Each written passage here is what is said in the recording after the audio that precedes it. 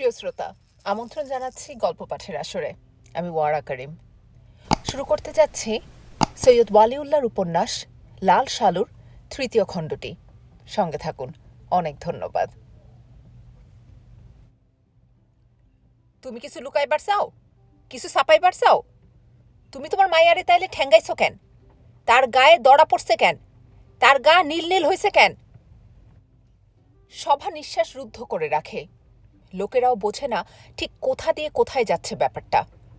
তবে বিভ্রান্ত বুড়োটির পানি চেয়ে সমবেদনা হয় না, বরঞ্চ তাকে দেখে মনে এখন বিদ্বেষ আর ঘৃণা আসে। ও যেন ঘোর পাপী, পাপের জ্বালায় এখন ছটফট করছে। দোজখের লেলিহান শিখা যেন স্পর্শ করেছে তাকে। হঠাৎ রিজু হয়ে বসে মজিদ, চোখ বোজে। তারপর সে বিসমিল্লা পড়ে আবার কেরাত শুরু করে। মুহূর্তে মিহি মধুর হয়ে ওঠা তার গলা শান্তির ঝর্ণার মতো বেয়ে বেয়ে আসে, ঝরে ঝরে পড়ে অবিশ্রান্ত করুণায়।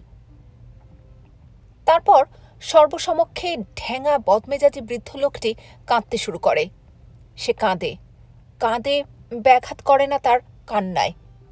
অবশেষে কান্না থামিয়ে মজিদ শান্ত গলায় বলে, তুমি কিংবা তোমার বিবি গুনাহ কইরা থাকলে খোদা বিচার করবেন, কিন্তু তুমি তোমার মাইয়ার কাছে মাপ চাইবা, তারে ঘরে নিয়ে যত্নে রাখবা, আর মাজারে সিন্নি দিবা 5 পয়সার। মজিদ নিজে তার মাফ দাবি করে না, কারণ মেয়ের কাছে চাইলেই তার কাছে চাওয়া হবে। নির্দেশ তো তারই হুকুম তামিল করবে সে।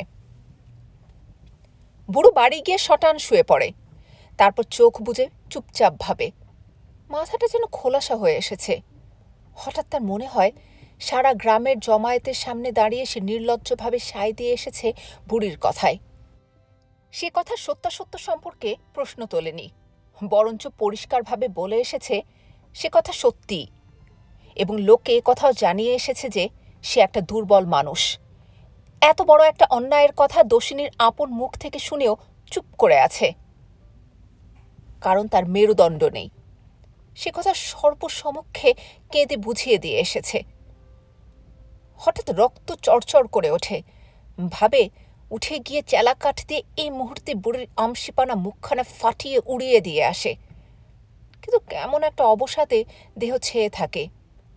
চুপচাপ শুয়ে কেবল ভাবে। পৌরুষের গর্ব ধূলিসাৎ হয়ে আছে যেন। আর সে ওঠেই না। বুড়ি মাঝে মাঝে শান্ত গলায় ছেলেদের প্রশ্ন করে, দেখ তো ব্যাটা কি মরল নাকি? ছেলেরা ধমকে ওঠে মায়ের ওপর, বলে, কি যে কও, মুখে লাগাম নাই তোমার?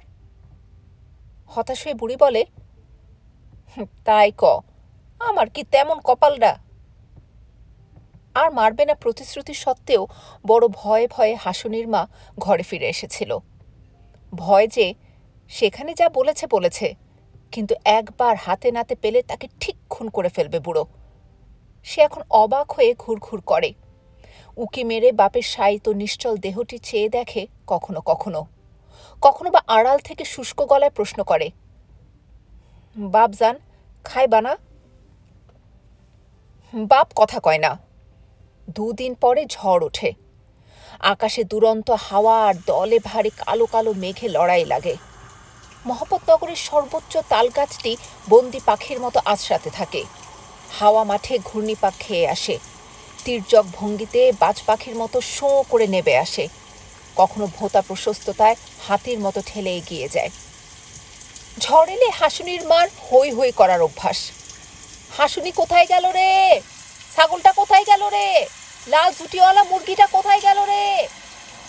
তীক্ষ্ণ গলায় চেঁচামেচি করে, আথালি পাথালি ছুটোছুটি করে, আর কি একটা আদিম উল্লাসে তার দেহ নাচে।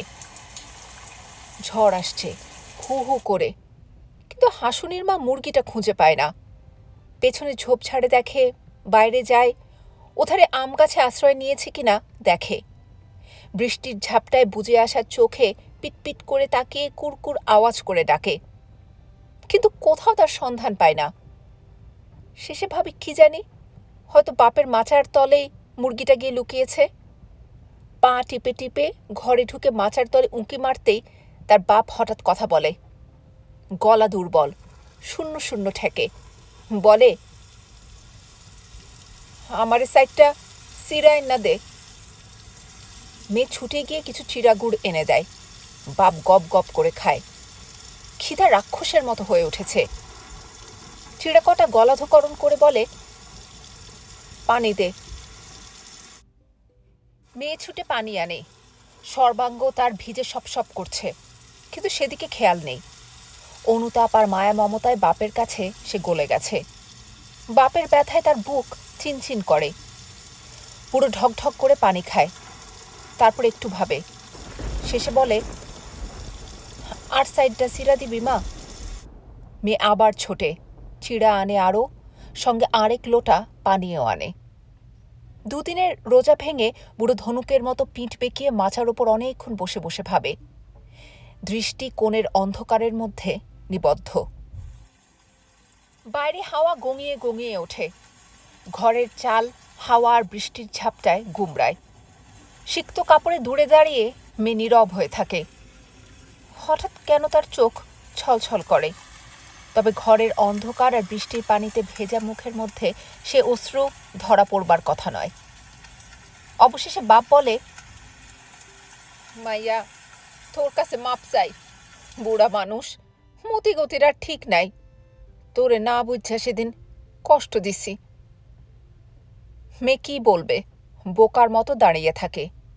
তারপর মুরগি খোঁজার অজুহাতে বাইরে ঝড়ের মধ্যে গিয়ে দাঁড়াতেই চোখে আরও পানি আসে, হু হু করে, অর্থহীনভাবে, আর বৃষ্টিতে ধুয়ে যায় সে পানি। সেদিন সন্ধ্যায় বুড়ো কোথায় চলে গেল, কেউ বলতে পারল না কোথায় গেল। ছেলেরা অনেক খোঁজে, আশেপাশে গ্রামের লোকদের জিজ্ঞাসাবাদ করে। মতিগঞ্জের সড়ক ধরে 3 ক্রোশ দূরে গঞ্জে গিয়েও অনেক তালাশ করে। কেউ বলে নদীতে ডুবেছে। তাই যদি হয় তবে সন্ধান পাবার জো নেই। খরস্রোতা বিশাল নদী, সে নদী কোথায় কত দূরে তার দেহ ভাসিয়ে তুলেছে কে জানে। ঘরে বুড়ি স্তব্ধ হয়ে থাকে। যে তার মৃত্যুর জন্য এত আগ্রহ দেখাতো সে আর কথা কয় না। হাসুনির মা দূর থেকে মজিদের মিষ্টি মধুর কোরআন তেলাওয়াত শুনেছে অনেক দিন। সে আল্লাহর কথা স্মরণ করে বলে, আল্লাহ আল্লাহ কও মা। বুড়ি তখন জেগে উঠে কয়েকবার শিশুর মতো বলল, আল্লাহ আল্লাহ। মজিদের শিক্ষায় গ্রামবাসীরা এ কথা ভালোভাবে বুঝেছে যে পৃথিবীতে যাই ঘটুক, জন্ম মৃত্যু শোক দুঃখ, যার অর্থ অনেক সময় খুঁজে পাওয়া ভার হয়ে ওঠে, সব খোদা ভালোর জন্যই করেন। তাঁর সৃষ্টির মর্ম যেমন সাধারণ মানুষের পক্ষে বোঝা দুষ্কর, তেমন নিত্যনিয়ত তিনি যা করেন তার গূঢ় তত্ত্ব বোঝাও দুষ্কর। তবে এটা ঠিক, তিনি যা করেন মঙ্গলের জন্যই করেন। ঘটনার রূপ অসহনীয় হতে পারে, কিন্তু অন্তর্নিহিত উদ্দেশ্য শেষ পর্যন্ত মানুষের মঙ্গল, তার ভালাই। অতএব যে জিনিস বোঝার জন্য নয় তার জন্যে কৌতূহল প্রকাশ করা অর্থহীন। ঠিক সে কারণেই বুড়ো কোথায় পালিয়েছে বা তার মৃতদেহ কোথাও ভেসে উঠেছে কিনা জানবার জন্য কৌতূহল হতে পারে, কিন্তু কেন পালিয়েছে তা নিয়ে বিন্দুমাত্র কৌতূহল হবার কথা নয়। যারা মজিদের শিক্ষার যথার্থ মর্ম উপলব্ধি করতে সক্ষম হয়নি তাদের মধ্যে অবশ্য প্রশ্নটি যে একেবারে জাগে না এমন নয়, কিন্তু সে প্রশ্ন দ্বিতীয়ার চাঁদের মতো ক্ষীণ, উঠেই ডুবে যায়। ব্যাখ্যাতীত অজানা বিশাল আকাশের মধ্যে থই পায় না। যেখানে জন্ম মৃত্যু, ফসল হওয়া বা না হওয়া, বা খেতে পাওয়া না পাওয়া একটা অদৃশ্য শক্তির দ্বারা নিয়ন্ত্রিত, সেখানে একটি লোকের নিরুদ্দেশ হবার ঘটনা কতখানি আর কৌতূহল জাগাতে পারে, যা মানুষের স্মরণে জাগ্রত হয়ে থাকে বহুদিন, তা সে অপরাধের ঘটনা। মজিদের সামনে সেদিন লোকটা কেমন ছটফট করেছিল, পাপের জ্বালায় কেমন অস্থির অস্থির করেছিল, যেন দোজখের আগুনের লেলিহান শিখা তাকে স্পর্শ করেছে। তারপর তার কান্না, শয়তানের শক্তি ধূলিসাৎ হয়ে গিয়েছিল সে কান্নার মধ্যে। এ বিচিত্র দুনিয়ায় যারা আবার 8-10 জনের চাইতে বেশি বোঝে বা জানে, বিশাল রহস্যের প্রান্তটুকু অন্তত ধরতে পারে বলে দাবি করে, তাদের কদর প্রচুর। শালুতে ঢাকা মাছের পিঠের মতো চিরনীরব মাজারটি একটি দুর্ভেদ্য, দুর্লঙ্ঘনীয় রহস্যে আবৃত। তারই ঘনিষ্ঠতার মধ্যে যে মানুষ বসবাস করে তার দ্বারাই সম্ভব মহারহস্যকে ভেদ করা, অনাবৃত করা। মজিদের ক্ষুদ্র চোখ দুটি যখন ক্ষুদ্রতর হয়ে ওঠে আর দিগন্তের ধূসরতায় আবছা হয়ে আসে, তখনই তার সামনে সে সৃষ্টি রহস্য নিরাবরণ স্পষ্টতায় প্রতিভাত হয়। সে কথা এরা বোঝে। হাসুনের মার মনেও প্রশ্ন নেই। মাসগুলো ঘুরে এলে বরঞ্চ বাপের নিরুদ্দেশ হবার মধ্যে একটা অন্তর্নিহিত অর্থ খুঁজে পায়। খোদার জিনিস খোদা তুইল্লা লয়ে গেছে। তারপর মার প্রতি অগ্নিদৃষ্টি হানে। বাপ আমাগো নেকবন্ধ মানুষ আসিল। বুড়ি কিছু বলে না। খেলোয়াড় চলে গেছে, খেলবে কার সাথে, তাই যেন চুপচাপ থাকে। প্রথম প্রথম হাসুনির মা মজিদের বাসায় আসতো না। লজ্জা হতো। মার লজ্জা নেই বলে তার লজ্জা। তারপর ক্রমে ক্রমে আসতে লাগলো। কখনো কচিত মজিদের সামনাসামনি হয়ে গেলে মাথায় আধ হাত ঘোমটা টেনে আড়ালে গিয়ে দাঁড়াত, আর বুকটা দুরু দুরু কাঁপত ভয়ে। বতর দিনে এ বাড়িতে যাতায়াত যখন বেড়ে গেল, তখন একদিন উঠানে একেবারে সামনাসামনি হয়ে গেল। মজিদের হাতে হুঁকা। হাসুনির মা ফিরে দাঁড়িয়েছে এমন সময়ে মজিদ বলে, হুঁকায় এক সিলেম তামাক ভৈরা দাও গবিটি। কয়েক মুহূর্ত ইতস্তত করে ঘুরে দাঁড়িয়ে সে হুঁকাটা নেয়। বুক কাঁপতে থাকে ধপধপ করে, আর লজ্জায় চোখ বুজে আসতে চায়। হুঁকাটা দিতে গিয়ে মজিদ কয়েক মুহূর্ত সেটা ধরে রাখে। তারপর হঠাৎ বলে, আহা। তার গলা বেদনায় ছলছল করে। তারপর থেকে সংকোচ আর ভয় কাটে। ক্রমে ক্রমে সে খোলা মুখের সামনে দিয়ে আসা যাওয়া শুরু করে। না করে উপায় কি? বতর দিনে কাজের অন্ত নেই। মানুষ তো রহিমা আর সে। ধান এলানো, মাড়ানো, সিদ্ধ করা, ভানা, কত কাজ। একদিন উঠানে ধান ছড়াতে ছড়াতে হঠাৎ বহুদিন পর হাসুনির মা তার পুরনো আর্জি জানায়। রহিমাকে বলে, ও নারে কন, খোদাই জানি আমারে মদ দেয়। হঠাৎ রহিমা রুষ্ট স্বরে বলে, অমন কথা কইও না বিটি, ঘরে বালা আইসে। পরদিন মজিদ একটা শাড়ি আনিয়ে দেয়, বেগুনি রং, কালো পাড়। খুশি হয়ে হাসুনির মা মুখ গম্ভীর করে, বলে, আমার শাড়ির দরকার কি বুবু, হাসুনির একটা জামা দিলেও পরতক্ষণ। হঠাৎ কি হয় রহিমা কিছু বলে না। অন্যদিন হলে কথা না বলুক, অন্তত হাসত। আজ হাসেও না। পৌষের শীত। প্রান্তর থেকে ঠান্ডা হাওয়া এসে হাড় কাঁপায়। গভীর রাতে রহিমা আর হাসুনির মা ধান সিদ্ধ করে। খড়কুটো দিয়ে আগুন জ্বালিয়েছে। আলোকিত হয়ে উঠেছে সারা উঠানটা। ওপরে আকাশ অন্ধকার। গনগনে আগুনের শিখা যেন সে কালো আকাশ গিয়ে ছোঁয়। ওধারে ধোয়া হয়, শব্দ হয় ভাপের, যেন শত সহস্র সাপ শীষ দেয়। শেষ রাতের দিকে মজিদ ঘর থেকে একবার বেরিয়ে আসে। ঘরের আগুনের উজ্জ্বল আলো লেপাজোকা সাদা উঠানটায় ঈষৎ লালচে হয়ে প্রতিফলিত হয়ে ঝকঝক করে। সে ঈষৎ লালচে উঠানের পশ্চাতে দেখে হাসুনির মাকে, তার পরনে বেগুনি শাড়িটা। যে আলো সাদা মসৃণ উঠানটাকে শুভ্রতায় উজ্জ্বল করে তুলেছে, সে আলোই তেমনি তার উন্মুক্ত গলা কাঁধের খানিকটা অংশ আর বাহু উজ্জ্বল করে তুলেছে। দেখে মজিদের চোখ এখানে অন্ধকারে চকচক করে। কিছুক্ষণ পর ঘরে গিয়ে বিছানায় শুয়ে মজিদ আশপাশ করে। উঠান থেকে শীষের আওয়াজ এসে বেড়ায়, গায়ে শিরশির করে। তাই শোনে আর আশপাশ করে মজিদ। তারই মধ্যে কখন দ্রুততর ঘনতর হয়ে ওঠে মুহূর্তগুলো। একসময় মজিদ আবার বেরিয়ে আসে। এসে কিছুক্ষণ আগে হাসুনির মায়ের উজ্জ্বল বাহু কাঁধ গলার জন্য যে রহিমাকে সে লক্ষ্য করেনি, সে রহিমাকেই ডাকে। ডাকের স্বরে প্রভুত্ব। দুনিয়ায় তার চাইতে এই মুহূর্তে অধিকতর শক্তিশালী, অধিকতর ক্ষমতাবান আর কেউ নেই যেন।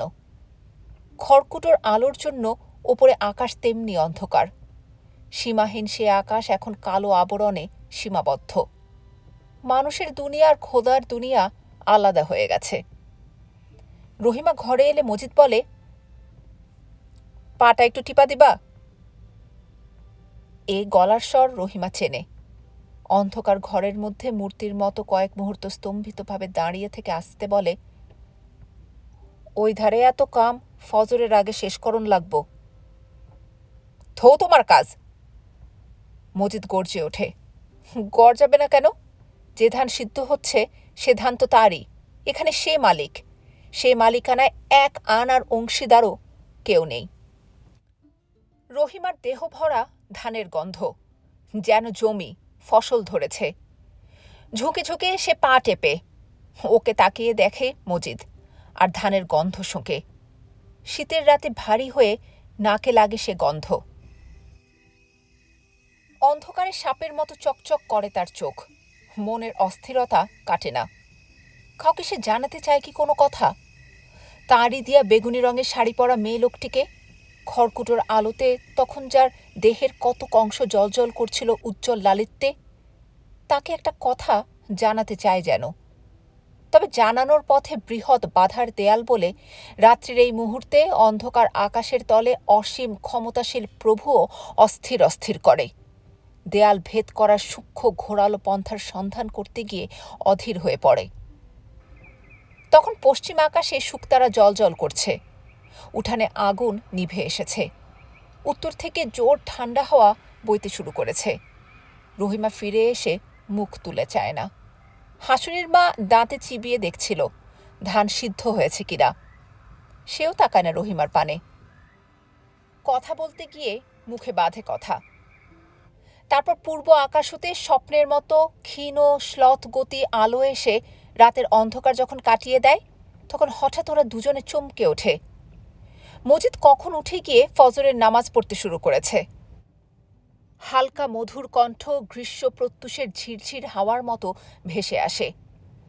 ওরা তাকায় পরস্পরের পানে। নতুন একদিন শুরু হয়েছে খোদার নাম নিয়ে। তার নামোচ্চারণে সংকোচ কাটে। লোক দেশে যাই বলুক, বতর দিনে মজিদ কিন্তু ভুলে যায় গ্রামের অভিনয়ে তার কোন পালা। মাজারের পাশে গত বছরে ওঠানো টিন আর বেড়ার ঘর মগরার পর মগরা ধানে ভরে ওঠে। মাজার জিয়ারত করতে এসে লোকেরা চেয়ে চেয়ে দেখে তার ধান। গভীর বিস্ময়ে তারা ধীরে ধীরে মাথা নাড়ে, মজিদকে অভিনন্দিত করে। শুনে মজিদ মুখ গম্ভীর করে, দাড়িতে হাত বুলিয়ে আকাশের পানে তাকায়, বলে, খোদার রহমত, খোদাই রিজিক দেনেওয়ালা। তারপর ইঙ্গিতে মাজারের প্রতি দৃষ্টি আকর্ষণ করে বলে, আর তানার দোয়া। শুনে কারো কারো চোখ ছলছল করে ওঠে, আর আবেগে রুদ্ধ হয়ে আসে কণ্ঠ। কেন আসবে না? ধান হয়েছে এবার। মজিদের ঘরে যেমন মগরাগুলো উপচে পড়ছে ধানের প্রাচুর্যে, তেমনি ঘরে ঘরে ধানের বন্যা। তবে জীবনে যারা অনেক দেখেছে, যারা সমঝদার, তারা অহংকার দাবিয়ে রাখে। ধানের প্রাচুর্যে কারো কারো বুকে আশঙ্কাও লাগে। বস্তুত মজিদকে দেখে তাদের আসল কথা স্মরণ হয়। খোদার রহমত না হলে মাঠে মাঠে ধান হতে পারে না। তার রহমত যদি শুকিয়ে যায়, বর্ষিত না হয়, তবে খামার শূন্য হয়ে খাঁ খাঁ করে। বিশেষ দিনে সে কথাটা স্মরণ করবার জন্য মজিদের মতো লোকের সাহায্য নেয়। তার কাছে শকর গুজার করবার ভাষা শিখতে আসে। অপূর্ব দীনতায় চোখ তুলে মজিদ বলে, দুনিয়াদারি কি তার কাজ? খোদা তালা অবশ্য দুনিয়ার কাজকামকে অবহেলা করতে বলেননি, কিন্তু যার অন্তরে খোদা রসুলের স্পর্শ লাগে, তার কি আর দুনিয়াদারি ভালো লাগে? বলে মজিদ চোখ পিটপিট করে, যেন তার চোখ ছলছল করে উঠেছে। যে শোনে সে মাথা নাড়ে ঘন ঘন। অস্পষ্ট গলায় সে আবার বলে, খোদার রহমত সব। আরও বলে যে সে রহমতের জন্যে সে খোদার কাছে হাজারবার শকর গুজারি করে, কিন্তু আবার দুমুঠো ভাত খেতে না পেলেও তার চিন্তা নেই। খোদার ওপর যার প্রাণ মন দেহ ন্যস্ত এবং খোদার ওপর যে তোয়াক্কুল করে, তাহার আবার এসব তুচ্ছ কথা নিয়ে কি ভাবনা। বলতে বলতে আবার একটা বিচিত্র হাসি ফুটে ওঠে মজিদের মুখে।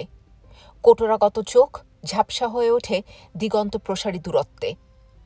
কিন্তু আজ সকালে মজিদের সে চোখে একটা জ্বালাময় ছবি ভেসে ওঠে থেকে থেকে। গনগনে আগুনের পাশে বেগুনি রঙের শাড়ি পরা একটি অস্পষ্ট নারীকে দেখে। স্মৃতিতে তার উলঙ্গ বাহু ও কাঁধ আরও শুভ্র হয়ে ওঠে। তার যে চোখে দিগন্ত প্রসারী দূরত্ব জেগে ওঠে, সে চোখ ক্রমশ সূক্ষ্ম ও সূচাগ্র তীক্ষ্ণ হয়ে ওঠে। হঠাৎ সচেতন হয়ে মজিদ প্রশ্ন করে, তোমার কেমন ধান হইল মিয়া? তুমি বলুক আপনি বলুক, সকলকে মিয়া বলে সম্বোধন করার অভ্যাস মজিদের। লোকটি ঘাড় চুলকে নীতিবীতি করে বলে, যাই হয়েছে তাই যথেষ্ট, ছেলেপুলে লইয়া 2 বেলা খাইবার পারুম, আসলে এদের বড়াই করাই অভ্যাস। 50 মণ ধান হলে অন্তত 100 মণ বলা চাই। বতর দিনে উঁচিয়ে উঁচিয়ে রাখা ধানের প্রতি সবার দৃষ্টি আকর্ষণ করানো চাই।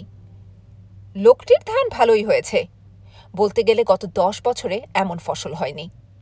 কিন্তু মজিদের সামনে বড়াই করা তো দূরের কথা, ন্যায্য কথাটা বলতেই তার মুখে কেমন বাধে। তাছাড়া খোদার কালাম জানা লোকের সামনে ভাবনা কেমন যেন গুলিয়ে যায়। কি কথা বললে কি হবে বুঝে না উঠে সতর্কতা অবলম্বন করে। কথার কথা কয় মজিদ, তাই উত্তরের প্রতি লক্ষ্য থাকে না। তার অন্তরে ক্রমশ যে আগুন জ্বলে উঠছে তারই শিখার উত্তাপ অনুভব করে। সে উত্তাপ ভালোই লাগে।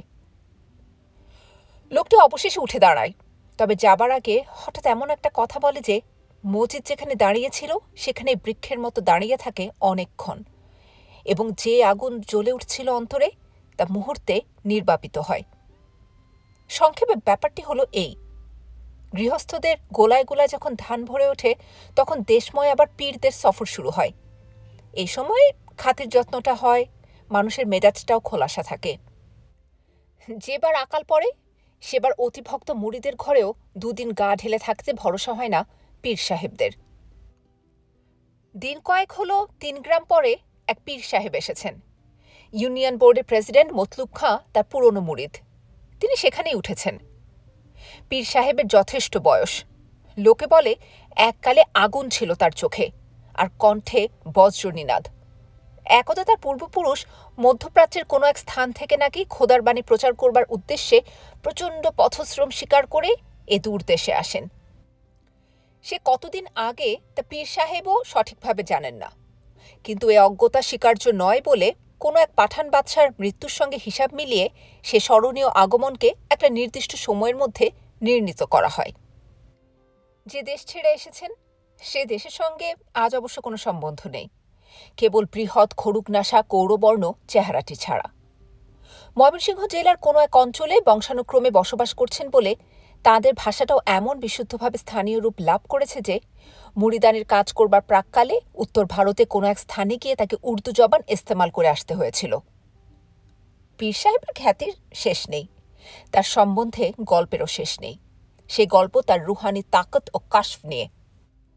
মাজারের ছায়ের তলে আছে বলে সমাজে জানাজা পড়ানো খনকার মোল্লার চেয়ে মজিদের স্থান অনেক উঁচুতে। কিন্তু রুহানি তাকত তার নেই বলে অন্তরে অন্তরে দীনতা বোধ করে। কখনো কখনো খোলাখুলিভাবে লোকসমক্ষে সে দীনতা ব্যক্ত করে, কিন্তু করে এমন ভাষায় ও ভঙ্গিতে যে তা মহৎ ব্যক্তির দীনতা প্রকাশের পর্যায়ে গিয়ে পড়ে, এবং প্রতিক্রিয়া লক্ষ্য করে মজিদ নিশ্চিন্ত থাকে। কিন্তু জাজরেল পীররা যখন আশেপাশে এসে আস্তানা গাড়েন তখন মজিদ কিন্তু শঙ্কিত হয়ে ওঠে। ভয় হয় তার বিস্তৃত প্রভাব কৃষ্ণপক্ষের চাঁদের মতো মিলিয়ে যাবে। অন্য এক ব্যক্তি এসে যে বৃহৎ মায়াজাল বিস্তার করবে তাতে সবাই একে একে জড়িয়ে পড়বে। অন্যের আত্মার শক্তিতে অবশ্য মজিদের খাঁটি বিশ্বাস নেই। আপন হাতে সৃষ্ট মাজারের পাশে বসে দুনিয়ার অনেক কিছুতেই তার বিশ্বাস হয় না। তবে এইসব তার অন্তরের কথা, প্রকাশের কথা নয়। অতএব কিছুমাত্র বিশ্বাস ছাড়াও যে আশ্চর্য ধৈর্য সহকারে অন্যের ক্ষমতার ভূয়সী প্রশংসা করে সে। বলে, খোদা তাআলার ভেদ বোঝা কি সহজ কথা? কার মধ্যে তিনি কি বস্তু দিয়েছেন সে কেবল তিনিই বলতে পারেন। এবার কিন্তু মজিদের মন কদিন ধরে থমথম করে। সবসময় হাওয়ায় ভেসে আসে পীর সাহেবের কার্যকলাপের কথা। এদিকে মাজারে লোকদের আসা যাওয়াও প্রায় থেমে যায়। বতর দিনে মানুষের কাজের অন্ত নেই ঠিক, কিন্তু যেটুকু অবসর পায় তা তারা ব্যয় করতে থাকে পীর সাহেবের বাত রস স্ফীত পদযুগলে একবার চুমো দেবার আশায়। পদচুম্বন অবশ্য সবার ভাগ্যে ঘটে না। দিনের পর দিন ভিড় ঠেলে অতি নিকটে পৌঁছেও অনেক সময় বাসনা চরিতার্থ হয় না। সন্নিকটে গিয়ে তার নুরানি চেহারার দীপ্তি দেখে কারো চোখ ঝলসে যায়, কারো এমন চোখ ভাসানো কান্না পায় যে আর এগোবার আশা ত্যাগ করতে হয়। ভাগ্যবান যারা তারা পীর সাহেবের হাতে স্পর্শ হতে শুরু করে দু এক শব্দ আদেশ উপদেশ বা তামাক গন্ধ ভারী বুকের হাওয়াও লাভ করে। রাত্রে বিছানায় শুয়ে মজিদ গম্ভীর হয়ে থাকে। রহিমা গা টেপে, কিন্তু টেপে যেন আস্ত পাথর। অবশেষে মজিদকে সে প্রশ্ন করে, আপনার কি হয়েছে? মজিদ কিছু বলে না। উত্তরের জন্য কতক্ষণ অপেক্ষা করে রহিমা হঠাৎ বলে, এক পীর সাহেব আইসেন না এই গ্যারামে, তানি নাকি মরা মাইনষেরে জিন্দা কইরা দেন। পাথর এবার হঠাৎ নড়ে। আবছা অন্ধকারে মজিদের চোখ জ্বলে ওঠে। ক্ষণকাল নীরব থেকে হঠাৎ কটমট করে তাকিয়ে এসে প্রশ্ন করে, মরা মানুষ জিন্দা হয় কেমনে? প্রশ্নটা কৌতূহলের নয় দেখে রহিমা দমে গেল। তারপর আর কোনো কথা হয় না। একসময় রহিমা পাশে শুয়ে আলগোছে ঘুমিয়ে পড়ে। মজিদ ঘুমোয় না। সে বুঝেছে ব্যাপারটা অনেক দূরে গিয়ে গেছে। এবার কিছু একটা না করলে নয়। আজও অপরাহ্নে সে দেখেছে মতিগঞ্জের সড়কটা দিয়ে দলে দলে লোক চলছে উত্তর দিকে। মজিদ ভাবে আর ভাবে। রাত যত গভীর হয় তত আগুন ওঠে মাথায়। মানুষের নির্বোধ বোকামের জন্য আর তার অকৃতজ্ঞতার জন্য একটা মারাত্মক ক্রোধ ও ঘৃণা উষ্ণ রক্তের মধ্যে টকবক করতে থাকে। সে ছটফট করে একটা নিষ্ফল ক্রোধে। একসময় ভাবে, ঝালর দেয়া শালু কাপড়ে আবৃত নকল মাজারটি এদের উপযুক্ত শিক্ষা, তাদের নিমক হারামের যথার্থ প্রতিদান। ভাবে, একদিন মাথায় খুন চড়ে গেলে সে তাদের বলেই দেবে আসল কথা, বলে দিয়ে হাসবে হা হা করে, গগন বিদীর্ণ করে। শুনে যদি তাদের বুক ভেঙে যায় তবেই তৃপ্ত হবে তার রিক্ত মন। মজিদ তার ঘরবাড়ি বিক্রি করে সরে পড়বে দুনিয়ার অন্য পথে ঘাটে। এই বিচিত্র বিশাল দুনিয়ার কি যাবার জায়গার কোনো অভাব আছে? অবশ্যই এই ভাবনা গভীর রাতে নিজের বিছানায় শুয়েই সে ভাবে। যখন মাথা শীতল হয়, নিষ্ফল ক্রোধ হতাশায় গলে যায়, তখন সে আবার গুম হয়ে থাকে। তারপর শ্রান্ত বিক্ষুব্ধ মনে হঠাৎ একটি চিকন বুদ্ধিরশ্মি প্রতিফলিত হয়। শীঘ্র তার চোখ চকচক করে ওঠে, শ্বাস দ্রুততর হয়। উত্তেজনায় আধা উঠে বসে অন্ধকার ভেদ করে রহিমার পানে তাকায়। পাশ এসে অঘোর ঘুমে বেচেন। একটি হাঁটু উলঙ্গ হয়ে মজিদের দেহ ঘেঁষে আছে। তাকে অকারণে কয়েক মুহূর্ত চেয়ে চেয়ে দেখে মজিদ, তারপর আবার চিত হয়ে শুয়ে চোখ খোলা মৃতের মতো পড়ে থাকে। মজিদ যখন আওয়ালপুর গ্রামে পৌঁছল তখন সূর্য হেলে পড়েছে। মতলুব মিয়ার বাড়ির সামনেকার মাঠটা লোকে লোকারণ্য।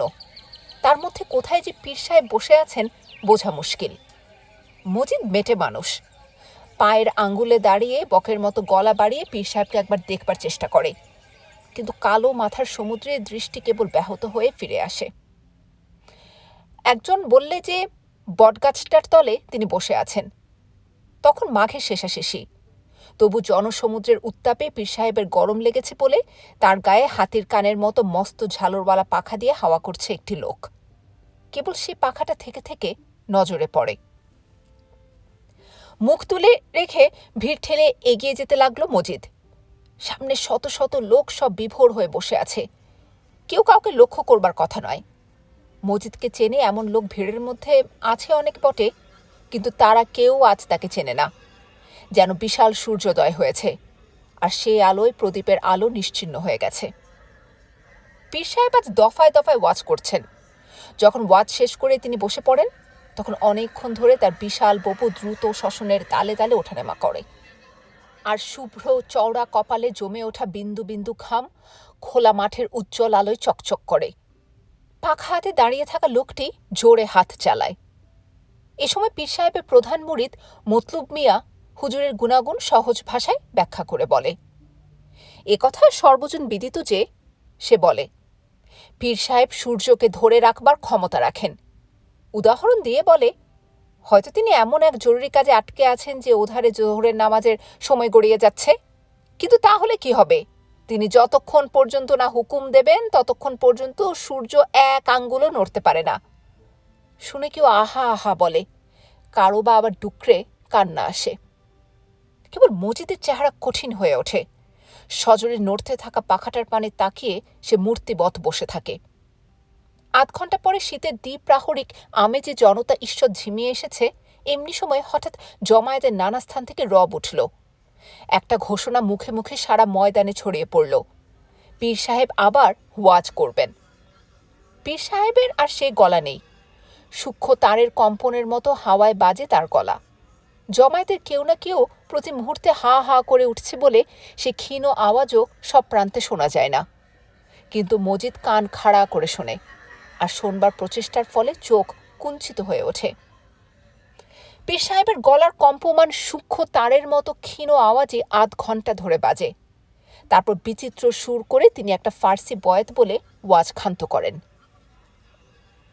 বলেন, সোহবতে সোয়ালে তুরা সোয়ালে কুনাদ, সুসঙ্গ মানুষকে ভালো করে। শুনে জমায়েতের অর্ধেক লোক কেঁদে ওঠে।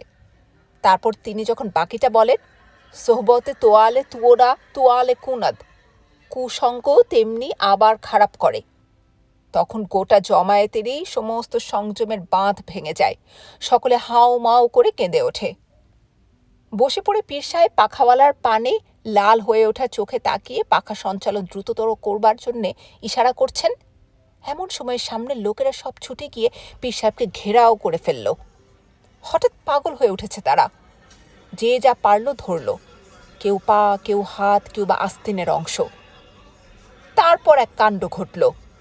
মানুষের ভাবমত্ততা দেখে পীর সাহেব অভ্যস্ত, কিন্তু আজকের ক্রন্দনরত জমায়েতের নিকটবর্তী লোকগুলোর সহসাই আক্রমণ তার পথে সহ্য হল না। তিনি হঠাৎ নিজেকে ছাড়িয়ে নিয়ে যুবকের সাবলীল সহজ ভঙ্গিতে মাথার উপরে গাছটার ডালে উঠে গেলেন। দেখে হায় হায় করে উঠল পীর সাহেবের সাঙ্গপাঙ্গরা, আর তা শুনে জমায়েত হায় হায় করে উঠল। সাঙ্গপাঙ্গরা তখন সুর করে গীত ধরলে এই মর্মে যে, তাদের পীর সাহেব তো শূন্যে উঠে গেছেন, এবার কি উপায়? পীর সাহেব অবশ্য ডালে বসে তখন দিব্যি বাতরস ভারী পা দোলাচ্ছেন। ফাগুনের আগুনের দ্রুত বিস্তারের মতো পীর সাহেবের শূন্যে ওঠার কথা দেখতে না দেখতে ছড়িয়ে পড়ল। যারা তখন ফার্সি বয়াতের অর্থ না বুঝে কেবল সুর শুনেই কেঁদে উঠেছিল, এবার তারা মরা কান্না জুড়ে বসল। পীর সাহেব কি তাদের ফাঁকি দিয়ে চলে যাচ্ছেন? কিন্তু গেলে অজ্ঞ মূর্খ তারা পথ দেখবে কি করে? জোয়ারি ঢেউয়ের মতো সম্মুখে ভেঙে এলো জনস্রোত। অনেক মরা কান্না ও আকুতি পিকুতির পর পীর সাহেব বৃক্ষ ডাল হতে অবশেষে অবতরণ করলেন।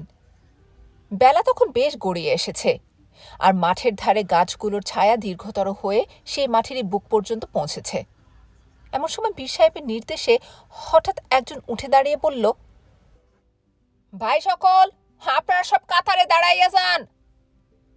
কয়েক মুহূর্তের মধ্যে নামাজ শুরু হয়ে গেল। নামাজ কিছুটা অগ্রসর হয়েছে, এমন সময় হঠাৎ সারা মাঠটা যেন কেঁপে উঠল।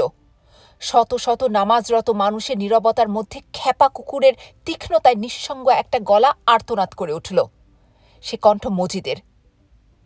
যত সব শয়তানি বেদাতি কাজ কারবার, খোদার সঙ্গে মশকরা। নামাজ ভেঙে কেউ কথা কইতে পারে না, তাই তার শেষ না হওয়া পর্যন্ত সবাই নীরবে মজিদের অশ্রাব্য গালাগাল শুনলে। মোনাজাত হয়ে গেলে সাঙ্গপাঙ্গদের তিনজন এগিয়ে এলো। একজন কঠিন গলায় প্রশ্ন করল, চেঁচামেচি কর্তা কিসকা ওয়াস্তে? লোকটা আবার পশ্চিমে এলেম শিখে এসে অবধি বাংলা জবানে কথা কয় না। মজিদ বলে, কোন নামাজ হইল এটা? কাহে জোহর কা নামাজ হুয়া? উত্তর শুনে আবার চিৎকার করে গালাগাল শুরু করল মজিদ। বললে, এ কেমন বেশরীয়তি কারবার? আসরের সময় জোহরের নামাজ পড়া?